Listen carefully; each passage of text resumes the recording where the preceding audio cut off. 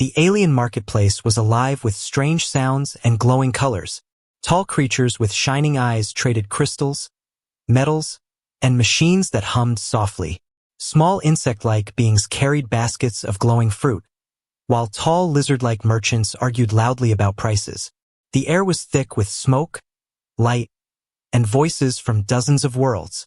It was a place where every species came to buy and sell, but very few humans were ever seen here. In the middle of this crowded place, a small cry rose, cutting through the noise like a sharp blade. "Please make an offer for my mom. She'll cook you delicious meals." The voice cried. It was a child's voice, high and desperate. Aliens froze in their steps, their eyes turning toward the sound. The crowd slowly parted, and there stood a little girl, human, her clothes worn, her face dirty but her eyes filled with fire. The aliens stared in shock. A human child in this marketplace? That was impossible, many thought. Some creatures whispered in their own tongues, their voices hissing, clicking, or humming strangely. Humans were rare, humans were dangerous, and some said humans carried secrets too powerful to be sold. Yet here was one, small and trembling, shouting into the alien crowd. She stood on a broken crate, so she could be seen. Her small hands cupped around her mouth as she repeated her cry. "Please, someone, buy my mom. She can cook meals like you have never tasted before." Her voice cracked, but she did not stop. She looked around with wide, pleading eyes, hoping anyone would listen. The crowd grew silent. Even the buzzing machines paused, their hums fading into the background. For a moment, the market seemed to hold its breath. Then whispers began to spread like wildfire. "Did she say cook?" One alien muttered, its skin shifting colors as it spoke. "Humans cook." Another scoffed, a tall, scaled creature with sharp teeth. "Cooking is nothing, machines feed us all we need," growled a thick, stone-skinned alien, crossing its arms. But others tilted their heads, curious. The word, cook, was old, strange, and powerful. It was not just food. It was something more, something alive. Even the merchants who laughed felt something stir in their hearts, something they did not understand. The girl's voice shook as she cried again. "My mom will give you meals better than your machines, better than your packs of cold paste, better than anything you know." Tears shone in her eyes, but she stood tall, refusing to bow. She was young, too young to be standing alone in such a dangerous place. Yet there she was, stronger than she looked. A shadow moved behind her. From the dim corner of the market, a woman stepped out. Her hair was tied back, her face pale with hunger but calm with dignity.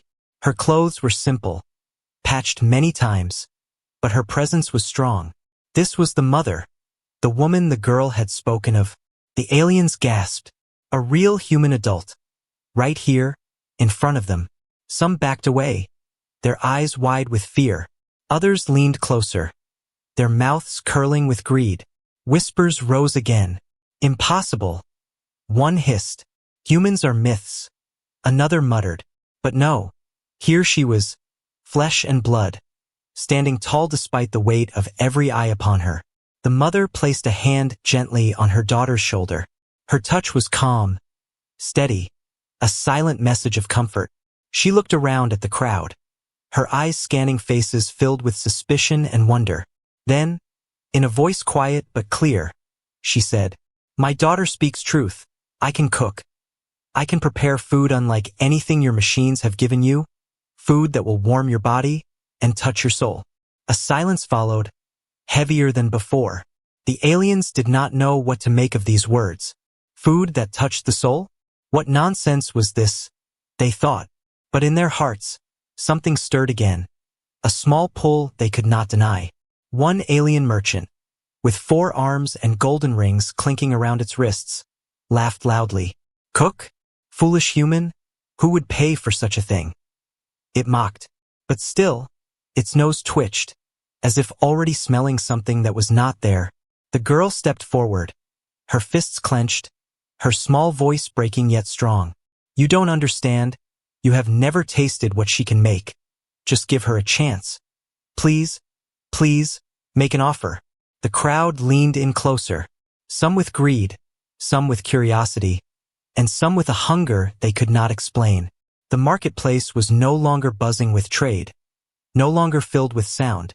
All eyes were now on one human child and her mother, and the question that hung heavy in the air was this: what could be so special about a human's cooking that a child would beg to sell her mother for it? The market was still silent, the strange quiet of many creatures holding their breath. The girl's words echoed in the air. Please make an offer for my mom. She'll cook you delicious meals. And now the mother stood before them, her shadow stretching long across the glowing stalls.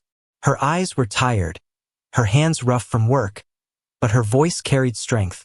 The crowd of aliens stared at her as if she was both a myth and a threat. Her presence was calm, yet it carried weight. The insect-like vendors twitched their antennae nervously.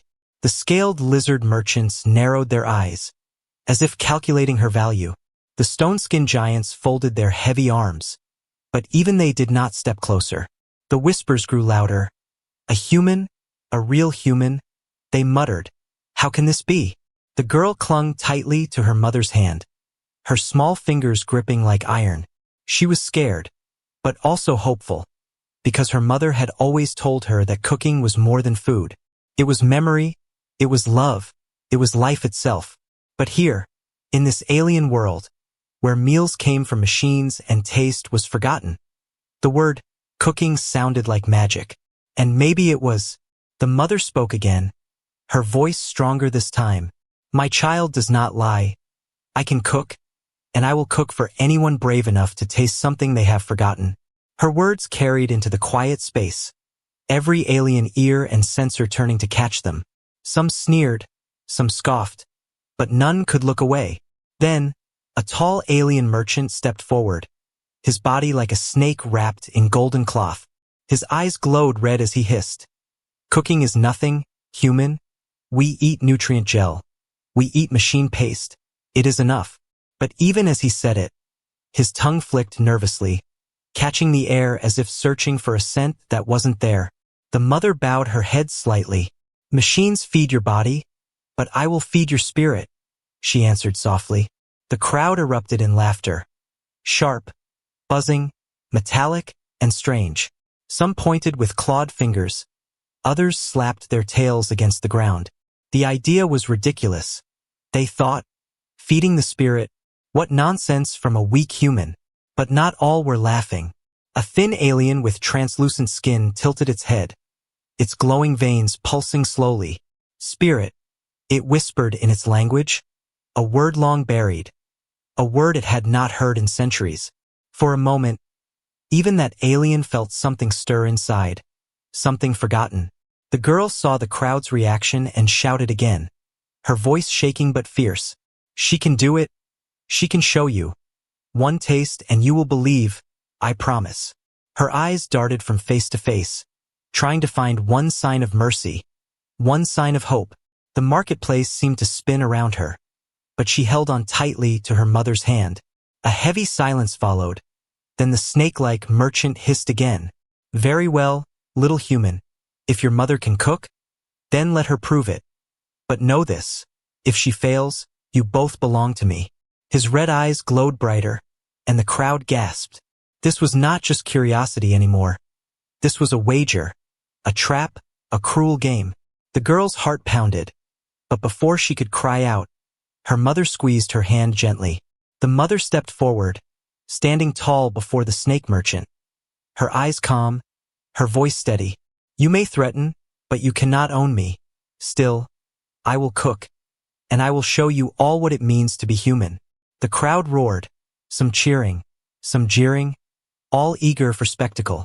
The insect creatures clacked their jaws. The stone-skinned giants stomped their feet. The glowing beings pulsed with light. The market was alive again, no longer with trade, but with anticipation, for something they had never seen before, something they did not understand. And then, from the edge of the gathering, a new figure stepped forward. He was tall, wrapped in a dark cloak, his face hidden beneath a hood. The crowd fell quiet once more, because they knew this man, or at least, they thought they did. Whispers spread quickly. A wanderer. One said, "No, a warrior." Another corrected. Others shivered. "No, he is something more." The man walked slowly, his boots echoing on the stone ground. When he stopped, he looked first at the girl, then at the mother. Finally, he turned to the snake merchant and said in a deep, steady voice, "You will not claim them. I will make an offer." The entire market froze. No laughter now, no whispers, only silence. The mysterious man's voice carried a weight that even the strongest alien warriors could not deny. He did not shout, he did not threaten, but his words cut through the air like a blade. The girl looked up at him, her eyes wide with fear and hope mixed together. The mother studied him carefully, her face unreadable, and the crowd waited, leaning closer, wanting to know what kind of offer this man would make. Would he buy the woman as a servant, like the others had suggested, or did he see something more, something even the mother herself did not yet reveal? The snake merchant hissed angrily, his coils tightening.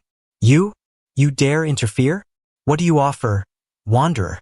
The mysterious man raised his head slowly, and for the first time, the crowd saw his eyes, calm, sharp, and unafraid. "I offer freedom," he said simply. "Not chains, not slavery, but freedom." The crowd erupted in chaos, some roaring in anger, others gasping in shock. Never before had such words been spoken in this marketplace. Freedom was not for sale. Freedom was not given. Freedom was taken. And yet here was this man, offering it to a human woman and her child. The girl's heart raced. Her grip on her mother's hand tightened. For the first time, hope felt real. Not a dream, not a wish, but something alive. The mother stood straighter, her tired eyes shining with a spark the crowd had never seen. And the question now hanging heavy in the air was no longer about cooking. It was about destiny. The marketplace shook with noise, voices overlapping in a storm of disbelief. Freedom, the man had said, freedom for a human and her child. No alien in that market had ever heard such words spoken aloud. Slaves were bought, deals were made, lives were traded like coins, but freedom was never offered. And yet, here was this cloaked figure, standing calm and steady, daring to challenge the way of things. The snake merchant hissed furiously, his coils twisting tighter. "You speak of freedom in my market, wanderer. You insult me. You insult all who trade here." He spat, his red eyes blazing. The crowd growled, clicked, and whispered, torn between fear and excitement. Some wanted to see the human punished, some wanted to see her tested, and some, though they would never admit it, were curious about what freedom truly meant. The little girl's heart pounded, her eyes wide as she looked at the mysterious man. He was tall, his face still half hidden by his hood, but his voice was steady like iron. She did not know who he was, but in that moment, he felt like a shield standing between her mother and the world. Her mother, calm yet cautious, stepped forward, her voice soft but filled with strength. "Why?" she asked him. "Why would you make such an offer for me, for us?" The man's gaze lingered on her for a long moment before he answered. "Because what you hold cannot be bought. It cannot be owned. It is worth more than gold, more than machines, more than power," he said. "You are human, and that is enough." The words carried like fire, sparking through the crowd. Aliens shifted nervously, some scoffing, some sneering, but none able to fully ignore the weight behind them. The snake merchant roared, "Enough of this nonsense. If you think she has value, then prove it. Make your offer, wanderer, and let us see." The mysterious man did not flinch. He reached into his cloak and pulled out a single coin, dull, scratched, and worthless by the eyes of merchants. The crowd gasped in mockery, laughing, hissing, and stomping in scorn. "A coin? You insult the trade." One alien spat, its insect wings buzzing angrily. Another laughed. "She is not worth even that. A human is worth chains, not coins." But the man held the coin high, his voice cutting through their noise like thunder. "This coin is not payment. It is a symbol," he said. "With it, I offer not ownership, but choice. The choice to walk free, the choice to decide her own path. The crowd fell silent, not because they understood, but because they had never heard such words before. The snake merchant hissed again, furious, his coils rattling with rage. You dare change the rules of the market? No human is free, no slave walks away. If she does, every deal will fall apart, every order will break. His eyes glowed brighter, and his tongue flicked in fury. But the man did not back down, his voice calm and unshaken. Perhaps that is what this place needs. Perhaps the order you fear to break is already broken. The girl squeezed her mother's hand tightly, her voice trembling as she whispered, Mama, what does he mean? Her mother bent slightly, whispering back, He means we might have a chance. But her eyes never left the man, searching his hidden face for truth, for reason. Why would a stranger risk so much for them, when no one else dared to even look at them without fear or greed? The crowd grew restless, their hunger for spectacle rising again. Prove her worth. One shouted, its voice like the screech of metal. Yes, prove it. Another chimed, its many eyes blinking in rhythm. The voices rose, louder and louder, until the market shook with demand. Prove it, prove it, prove it. They roared. The snake merchant hissed a cruel laugh, his coils sliding across the stone. Very well, let her prove her claim. Let the human cook. And if her food fails to move us, they both belong to me. No more talk of freedom, no more foolish words. The crowd roared in agreement, their voices a storm of noise and hunger. The girl's face paled, her small body shaking, but the mother placed a steady hand on her shoulder once more, calm even in the face of danger. Her eyes locked with the merchant's, her voice low but unwavering. Then I will cook, she said, and you will see. The mysterious man nodded once, as if he had expected this all along. He slipped the coin back into his cloak, turning to the mother with quiet assurance. You will not fail. I believe in you, he said softly. The girl looked at him, her fear clashing with hope. She wanted to believe him. She wanted to trust, but her heart still trembled.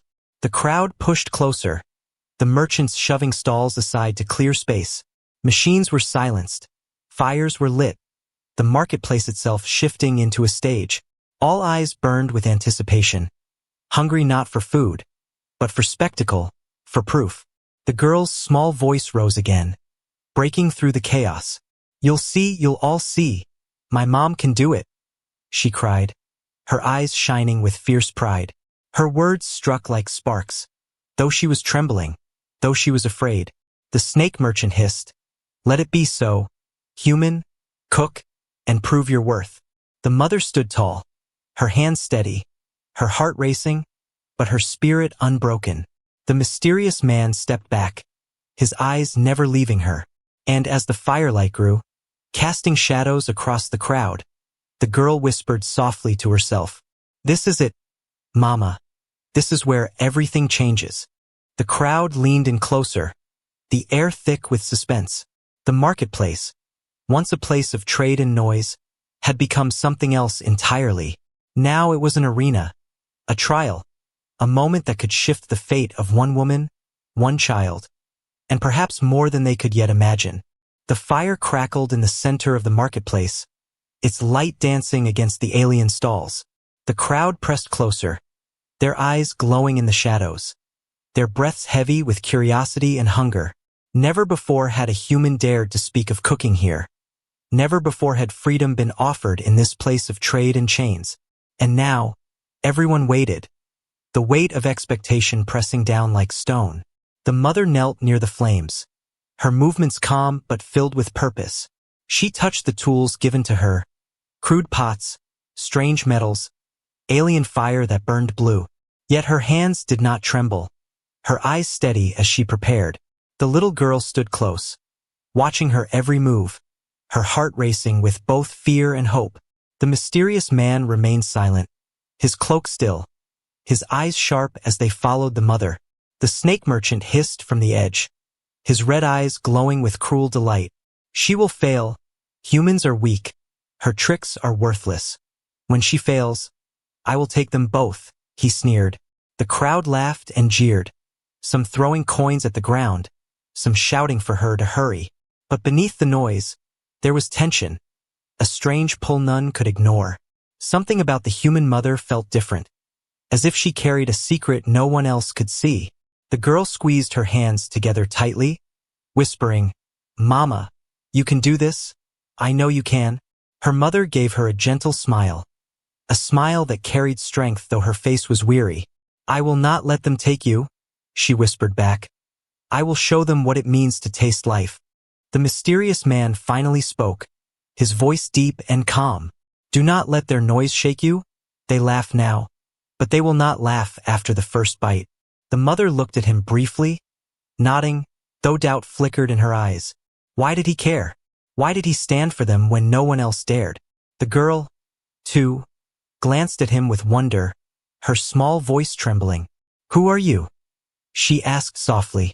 But the man did not answer, his gaze fixed on the fire, as if waiting for something only he could see.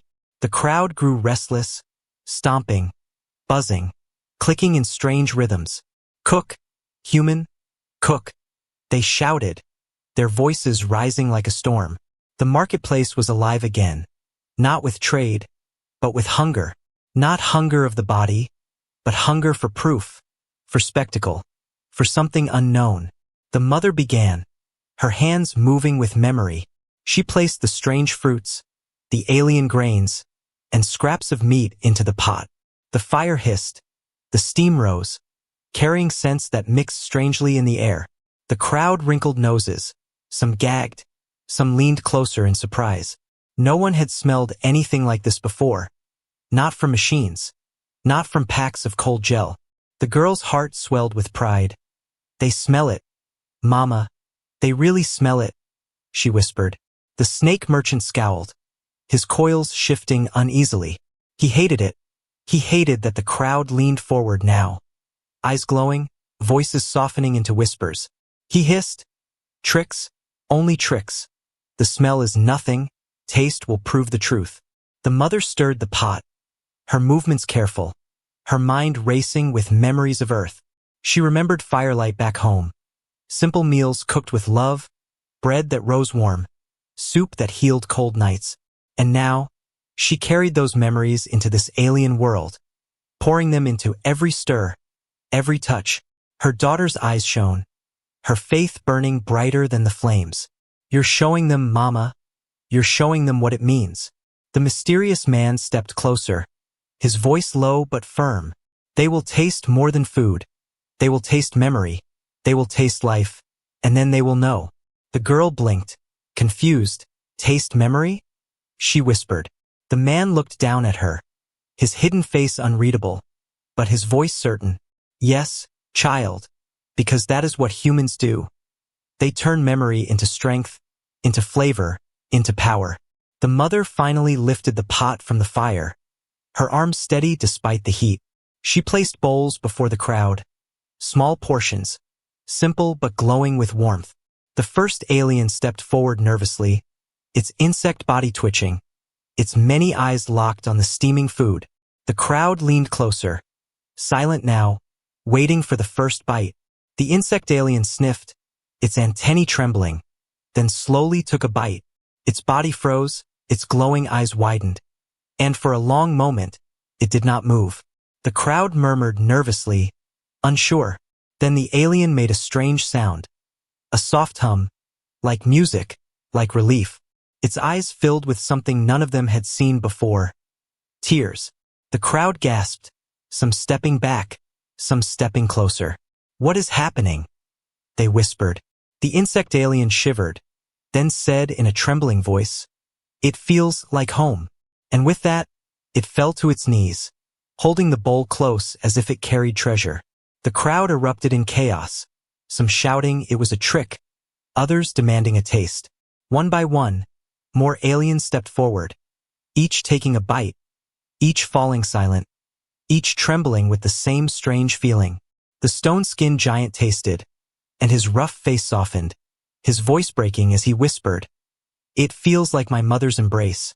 The glowing being pulsed with light, saying, "It feels like warmth, like peace, like a life I lost long ago." The girl's eyes filled with tears, her small body trembling with joy. She turned to the crowd, shouting, "See? I told you my mom can do it." The mother's chest rose and fell with heavy breaths, but her eyes glowed with strength. The mysterious man stepped forward, his voice cutting through the chaos. "This is no trick, this is no machine. This is the gift of being human, the gift you cannot buy, cannot own." The snake merchant roared, his coils slamming the ground. "Lies, all lies," he hissed, though his body trembled with unease. But the crowd was no longer with him, their eyes fixed on the human woman and her food. Their hunger had changed, no longer for trade, no longer for power, but for something deeper, something real. The mother stood tall, her daughter beside her, the mysterious man at her back, and though the fire still crackled, the true fire was in the crowd, burning with questions, with longing, with awe. What had they just tasted? And why did it change them? And deeper still, why had only a human been able to give it? The firelight flickered across the market, glowing bowls in the hands of creatures who had never known such warmth. Steam rose into the cold night air, carrying scents that twisted through every corner, scents that whispered of memories long buried. One by one, aliens who had once mocked now tasted, their laughter gone, replaced by silence, trembling, and wide eyes filled with something new. It was not hunger they felt now. It was not trade. It was not the cold satisfaction of a machine-fed stomach. It was something deeper, something they could not name. The insect creature hummed as it ate, soft vibrations shaking its wings like music. The stone giant wiped a tear with hands rough as boulders, staring at the bowl as if it held his lost childhood. The glowing being pulsed with colors, colors that shifted with every bite, filling the space with light like a beating heart. The lizard merchant who had laughed first now stared at the stew in disbelief, his sharp teeth clicking nervously as he muttered, "What is this? What is happening to me?" The girl stood tall now, no longer trembling, her small chest lifted with pride. "See," she cried, "I told you. My mom is the best. No machine can make food like this." Her voice rang out across the market, breaking through the chaos like a bell. Aliens who had never cared for human words now listened, pulled closer not by fear or greed, but by curiosity, by longing. The mother stood in the center, her face calm though her heart raced. She watched them eat, saw their reactions, felt the storm she had unleashed. For years she had carried the skill, the memory of Earth's kitchens, the taste of bread, the warmth of stews. But here, in this alien place, she had given them something more than food. She had given them a taste of humanity. The snake merchant seethed at the edge of the crowd, his coils slamming against the ground, his tongue hissing in fury. "Lies, tricks, poison," he shouted, but even his voice trembled as the scent wrapped around him. His red eyes darted nervously, because even he could feel it. Even he could not deny the pull in his chest. But pride chained him, pride heavier than any metal. The mysterious man stepped forward, his cloak brushing the ground as he moved. He stood before the crowd, his voice steady and calm, yet filled with fire. "You see it now, you taste it now. This is not just food. This is what it means to be human." He spread his arms, his voice echoing through the marketplace. They turn memory into flavor, pain into strength, love into life. And when you eat, you remember, you feel, you change. The crowd roared with voices, not in anger but in awe, in confusion, in wonder. Some shouted for more, some wept openly, some simply held their bowls close, as if they were holding their own lost hearts. For the first time in years, the market was not alive with trade, but with emotion, with something no coin could buy. The girl looked up at the man, her eyes wide with shining hope.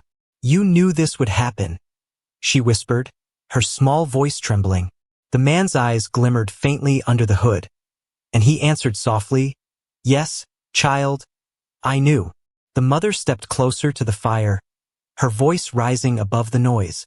"I told you, machines can fill your stomach, but they cannot fill your soul," she said.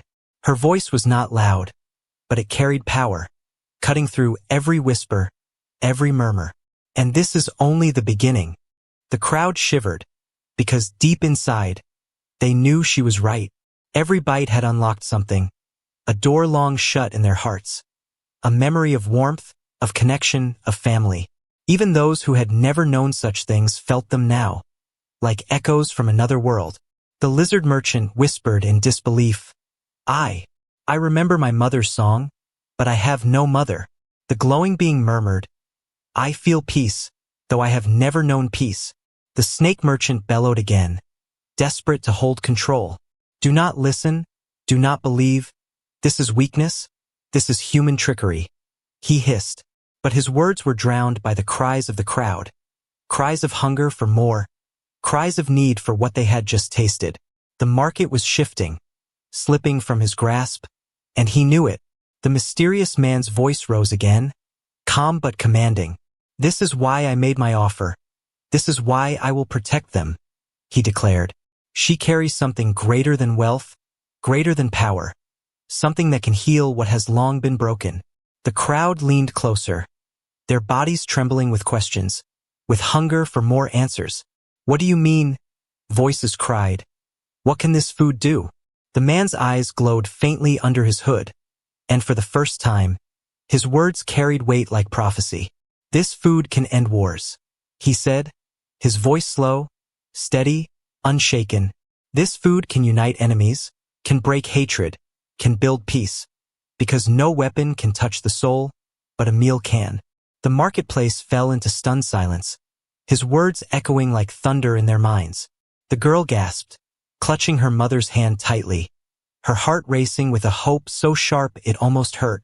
The mother's eyes widened, her lips parting in disbelief, because even she had never thought her cooking could mean so much.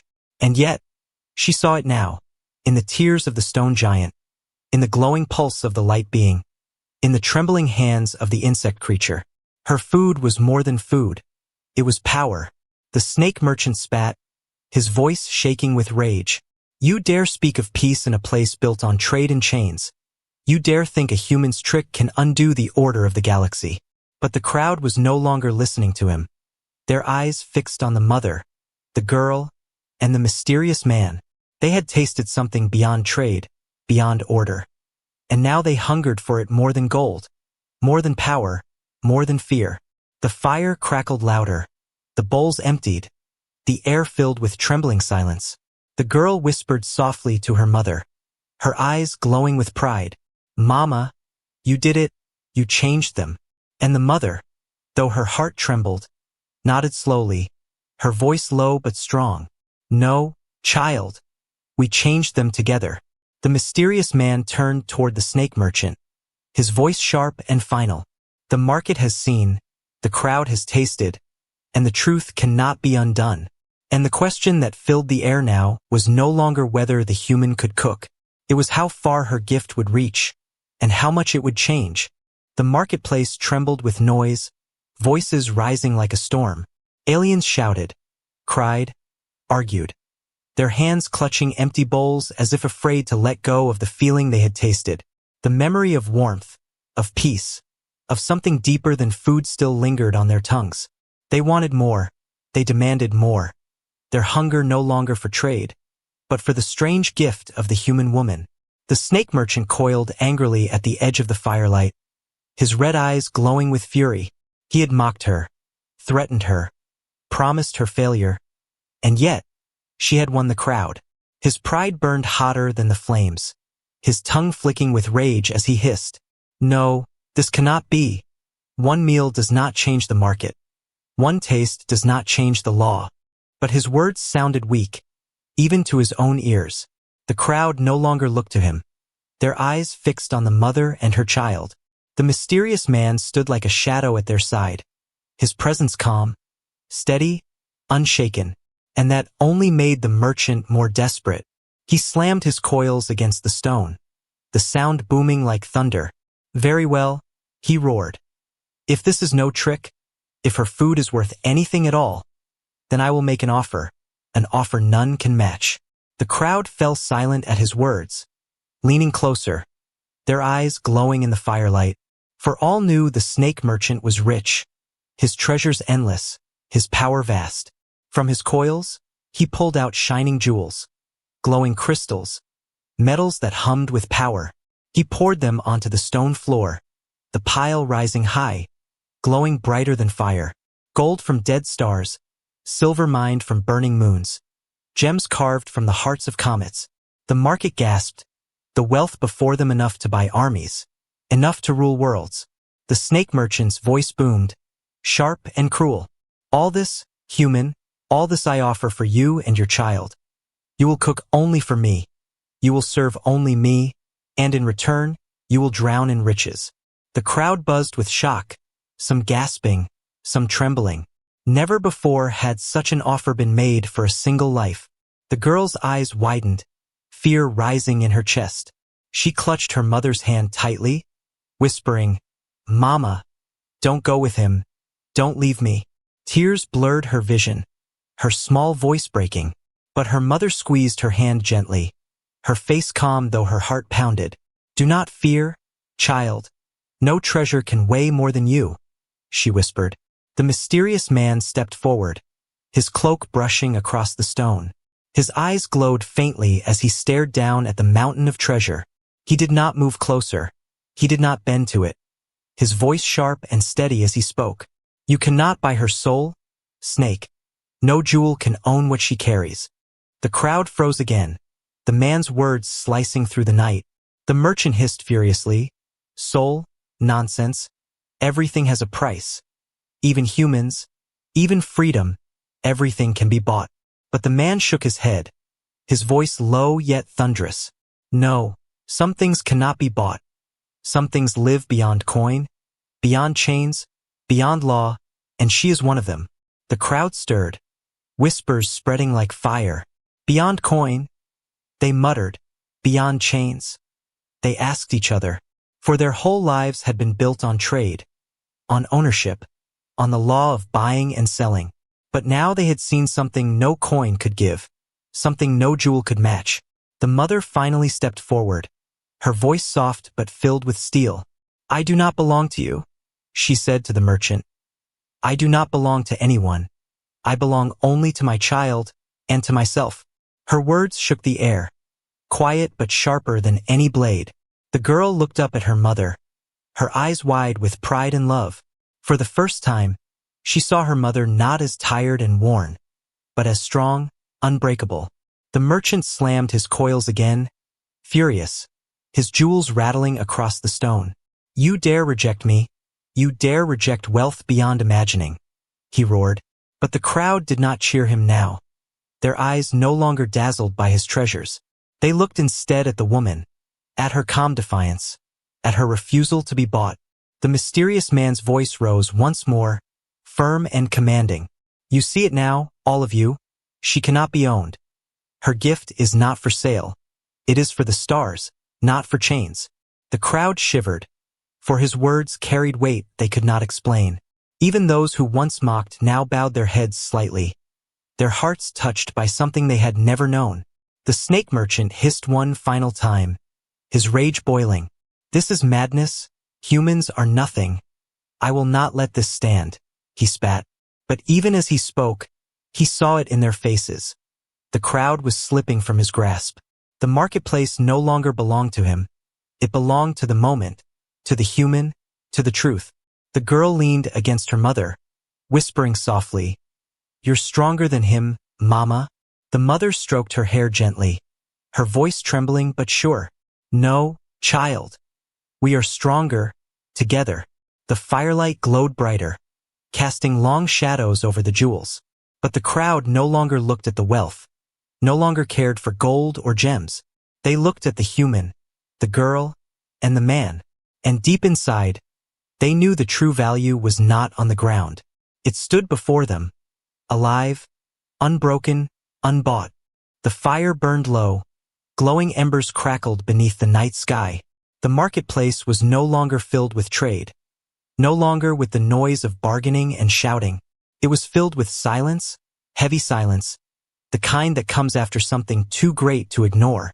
The human woman stood tall, her daughter holding her hand, the mysterious man at her side. The crowd stared at them, their eyes wide, their bowls empty, but their hearts strangely full. The snake merchant's jewels still glittered on the stone, glowing brighter than the fire. But no one cared. Not one alien looked at them anymore. For the crowd had tasted something that jewels could not give, something wealth could not buy. They had tasted humanity, and it had changed them. The snake merchant hissed, his coils twisting with rage. "This is madness. I will not lose my market. I will not lose to a human and her tricks." He spat, but his voice no longer carried weight. It was hollow, weak. The crowd turned away from him, their loyalty broken, their trust shattered. He had offered wealth, but wealth no longer mattered. The mysterious man stepped forward, his cloak sweeping across the stone. He turned to the crowd, his voice calm but filled with authority. "You all saw, you all tasted. This woman holds a gift, not for one, not for trade, but for all."